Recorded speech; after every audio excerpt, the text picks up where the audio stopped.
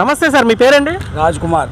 రాజ్ కుమార్ గారు ఏం చేస్తుంటారు సార్ మీరు? Auto driver. ఓకే సార్, మీరు ఎక్కడ ఉంటారు సార్? మీది ఏ నియోజకవర్గం అండి? విశాఖ ఈస్ట్. ఓకే సార్, ఇది వైజాగ్ పార్లమెంట్ కింద వస్తుంది కదండి? వైజాగ్ పార్లమెంట్. ఓకే సార్, రాష్ట్రంలో జగన్మోహన్ రెడ్డి గారి పరిపాలన 5 సంవత్సరాలు చూశారు. మరి కొద్ది రోజుల్లో అయితే ఎలక్షన్ జరగబోతుంది. మరి ఈసారి రాష్ట్రంలో ఎవరు ముఖ్యమంత్రికి అయితే మీ ప్రాంత అభివృద్ధి బాగుంటుంది, రాష్ట్ర అభివృద్ధి బాగుంటుందని మీరు అనుకుంటున్నారు? మాకైతే మరి చంద్రబాబు నాయుడు గారు అయితే అభివృద్ధి కానీ అంటే శ్రమక నిధులు కానీ ఏ విషయంలో ఆయన వస్తే చాలా బాగుంటుంది. అలాగే నిరుద్యోగ సమస్య కూడా ఉంది. అది ఇలాంటివన్నీ పరిష్కారం చేయాలంటే అనుభవంతుడు ఆయనే రావాలి. జగన్మోహన్ 5 సంవత్సరాల నుంచి అయితే పరిపాలన ఎలా ఉంది జగన్మోహన్ రెడ్డి గారిది? ఏం బాగాలేదు. ఏదంటే ఇక్కడ మా ఉదాహరణ అంతవరకు అక్కడ మా స్టాండ్లో 12 మంది సభ్యులు ఉన్నాం. ఆయన ఇచ్చిన పథకాలు ఇద్దరికే వచ్చాయి, మిగతా 10 మందికి ఏమీ లేవు, అసలు రాలేదు. వచ్చిన మొదటి సంవత్సరం అక్కడి నుంచి మిగతా 4 సంవత్సరాలు పూర్తిగా అన్నీ కట్ చేస్తాం. ఏమంటే మీకు సొంత ఇల్లు ఉంది అని చెప్తాం. సొంత ఇల్లు అంటే అది కొన్ని వందల సంవత్సరాల నుంచి వచ్చిన ఆస్తులు, మేమైతే సంపాదించింది కాదు. ఇలాంటివి ఉన్నాయని చాకు చూపించి మొత్తం పథకాలన్నీ ఎగరేస్తుంది. అది అమ్మఒడి అవ్వచ్చు, లేకపోతే ఆటో డబ్బులు అని ఏవైనా ఎన్ని.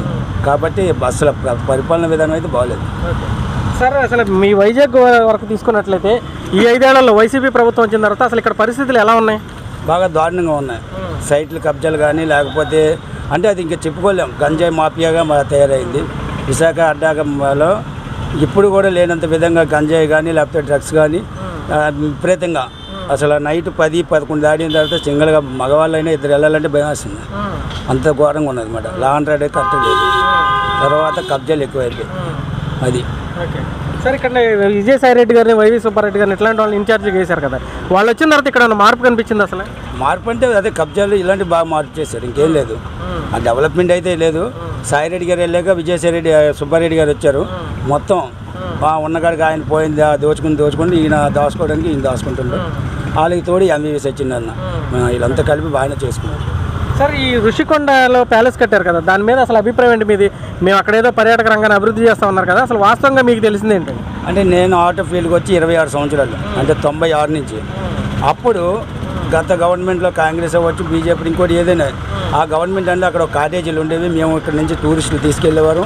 అక్కడ చూసి చాలా బాగుండేది. కాటేజీల డెవలప్మెంట్ కానీ సిటీ డెవలప్మెంట్ అంటే వచ్చేవాళ్ళు టూరిస్టులకి, వాళ్ళకి అక్కడ ఒక రీసార్ట్స్లకి బాగుండేది, ఆదాయం వచ్చేది గవర్నమెంట్కి. అలాంటి దాన్ని మరి ఎందుకు నేలమట్టం చేసి మొత్తం రుషికొండ బోడిగొండ చేయించి ఈయన ప్యాలెస్ కట్టుకున్నాడు. అది ఏమంటే గవర్నమెంట్ ఏదో రాజధాని అని ఏదో చెప్తుంది, కానీ ఇవన్నీ కహానీ కబుర్లు. అది సార్, ఇప్పుడు వైజాగ్లో ప్రధానంగా చాలా సమస్యలు ఉన్నాయి.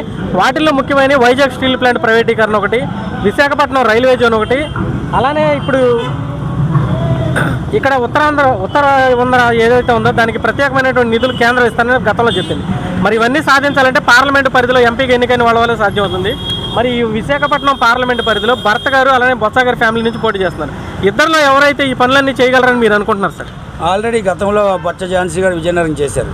అక్కడ ఏం చేశారో ఏం చేయలేదు అంటే మేము చూసాం కాబట్టి దాన్ని బట్టి ఈసారి ఆవిడైతే ఇది భర్త గారు వస్తే కొంతలో కొంత పర్వాలేదు, ఏదైనా కొద్దిగా సాధించగలరు. ఇక్కడ టీడీపీ గవర్నమెంట్ అనేది ఎలియన్స్ కాబట్టి భర్త గారు వచ్చారనుకోండి, మనం కొన్ని అంటే 100% చేస్తారు కానీ 80%, 85% వరకు చేస్తారని నమ్మకం ఉంది.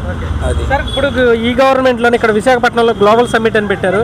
13 లక్షల కోట్ల రూపాయలు పెట్టుబడులు సాధించామని చెప్పారు. మరి ఇక్కడ మీరు ఆటోతో ఈ సిటీ అంతా తిరుగుతుంటారు. మరి ఇక్కడ ఏమన్నా ఇండస్ట్రీస్ కానీ కంపెనీలు పెట్టుబడులు అలాంటివి ఏమైనా వచ్చినాయి సార్? ఇక్కడ కంపెనీలు పెట్టుబడులు అయితే అలాగే న్యూడిల్స్ అమ్ముకున్న వాళ్ళు ఇలాంటివంటే ఏంటి చికెన్ సూప్, మటన్ సూప్ అని అంటే ప్రాజెక్టులు అంటే 13 లక్షల కోట్లు అంటే ఇవే పెట్టుబడులు. అంటే చెప్పిన దానికి చేసిన దానికి చాలా తేడా ఉంది.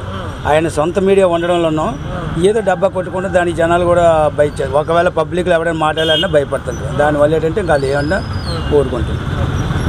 Thank you sir.